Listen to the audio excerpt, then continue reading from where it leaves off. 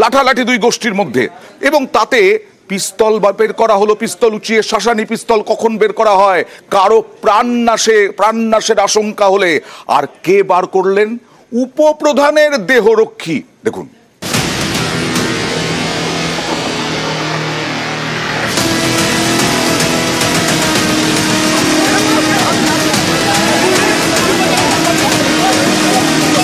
তারকেশ্বরের নাইট্টা মালপাহাড়পুর গ্রাম পঞ্চায়েত, এখানেই বুধবার থেকে চলছে দুয়ারে সরকারের ক্যাম্প। বৃহস্পতিবার এই ক্যাম্প ঘিরে দুপক্ষের মধ্যে গোলমাল বাঁধে। এই গোলমাল চলাকালীনই বেরিয়ে এলো পিস্তল।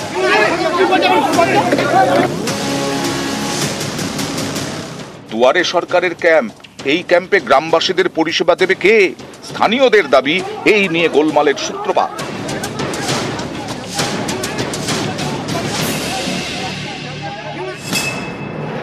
তারকেশ্বরের তৃণমূল বিধায়ক রামেন্দু সিংহ রায়, জানা গেছে বিধায়কের অনুগামী দুই শিবিরের মধ্যে গোলমাল শুরু হয়। প্রথমে তর্কাতর্কি, সেখান থেকে লাঠালাঠি,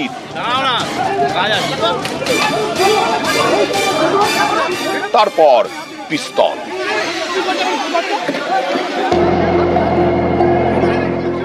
অভিযোগ, পিস্তল দেখিয়ে শাসাতে থাকেন তৃণমূল উপপ্রধান শেখ মনিরুল ইসলামের দেহরক্ষী।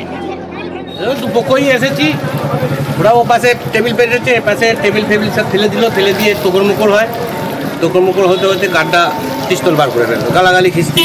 কিছু বিজেপির ছেলেগুলো আসে, আমাকে ধাক্কাধাক্কি করতে যায়, আমার সিকিউরিটিকে ধাক্কা থাকে। তখনও সিকিউরিটি নিজের আর্মস বাঁচাবার জন্য, যে তার আর্মসটা না ছিনতাই হয়ে যায়, তখন সে আর্মসটাকে হাতে বের করে রেখেছে। আমি নাম বলে দিচ্ছি, বিরাজ বন্দ্যোপাধ্যায়। এ বিধায়কের গোষ্ঠীর কি আমার জানা নেই। আমরা বিধায়ক গোষ্ঠী নেই, আমরা যে তৃণমূলের মমতা ব্যানার্জি এবং অভিষেক ব্যানার্জির সৈনিক, এবং আমাদের এমএলএ যেহেতু আমাদেরকে এখানে আমাদের পরিচালনা করছেন, এবং এমএলএর নেতৃত্বে আমরা তৃণমূলকে এগিয়ে নিয়ে যাচ্ছি।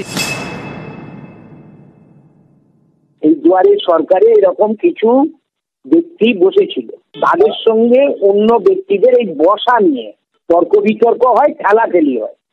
উপপ্রধান যদি তার সিকিউরিটি কাউকে দেখায়, সেটা তো আর আমি চোখে দেখিনি। তার উপপ্রধানের যে সিকিউরিটি, তিনি তার চিন্তা ভাবনাতে করেছে, পুলিশ প্রশাসন সেটা বুঝবে। গোলমালের খবর পেয়ে এলাকায় গিয়ে পরিস্থিতি নিয়ন্ত্রণে আনে পুলিশ। হুগলি গ্রামীণ পুলিশ জানিয়েছে, দুয়ারে সরকারের ক্যাম্পের মধ্যে রাজনৈতিক কোনো নেতাকর্মীর প্রবেশে নিষেধাজ্ঞা জারি করা হয়েছে। স্যার আর্মস ছিল তো তাদের কাছে?